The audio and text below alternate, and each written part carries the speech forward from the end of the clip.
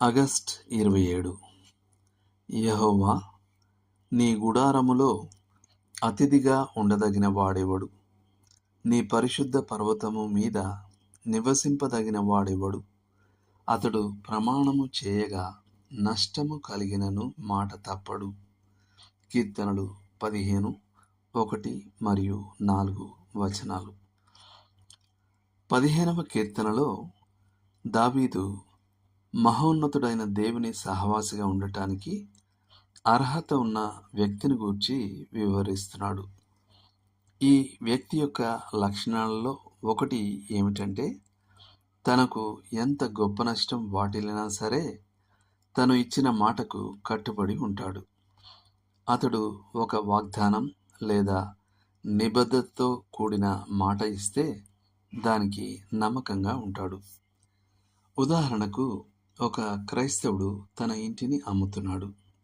ఒక కొనుగోలుదారుడు వచ్చి అడిగిన ధర చెల్లించడానికి అంగీకరిస్తాడు.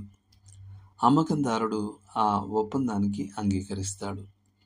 పత్రాలపై సంతకాలు చేయడానికి ముందే మరొకరు ఆ ఇంటికి 50,000 రూపాయలు ఎక్కువ ఇస్తానని అంటారు.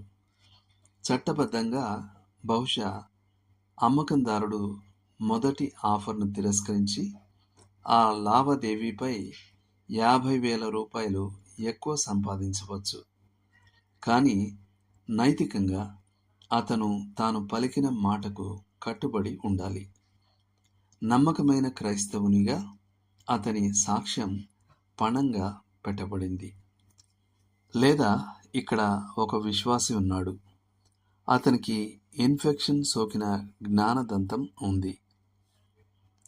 అతని దంతవైద్యుడు అతనిని ఒక ఓరల్ సర్జన్కు సూచిస్తాడు.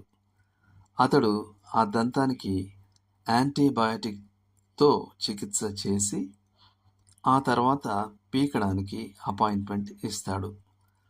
సర్జన్కు మాట ఇచ్చిన తర్వాత క్రైస్తవుడి ఇంటికి వెళ్ళే దారిలో అతనికి ఒక స్నేహితుడు కలుస్తాడు. అతడు సగం ధరకే ఆ దంతాన్ని ఎక్కడ పీకించుకోవచ్చో చెప్తాడు. నిస్సందేహంగా అతడు సర్జన్కు అప్పటికే చేసిన పనికి తగిన డబ్బు చెల్లించి ఆపై మరో దంతవైద్యుని వద్దకు వెళ్ళవచ్చు. అతడు అలా చేయాలా?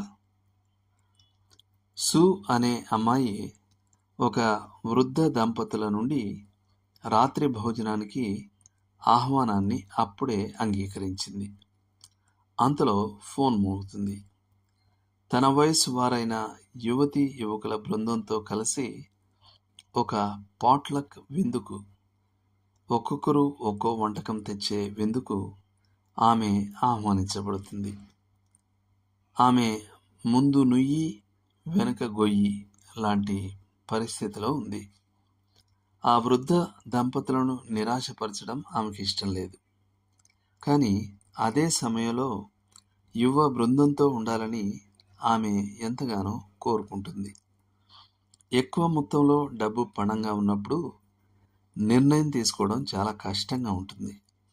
కానీ ఎంత డబ్బైనా మనల్ని వాగ్దానాన్ని మీరేలా, నిబద్ధత నుండి వెనక్కి తగ్గేలా, మన క్రైస్తవ సాక్ష్యాన్ని అప్రతిష్ట పాలు చేసేలా మరియు ప్రభువు నామానికి అవమానం తెచ్చేలా ప్రేరేపించకూడదు.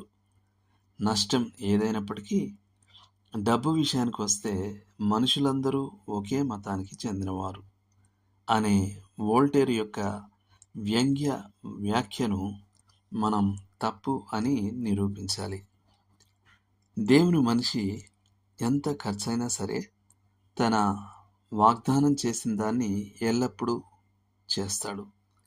అతడు తనకు నష్టం కలిగిన తన వాగ్దానాన్ని నిలబెట్టుకుంటాడు. దేవుడు మిమ్మును దీవించును గాక.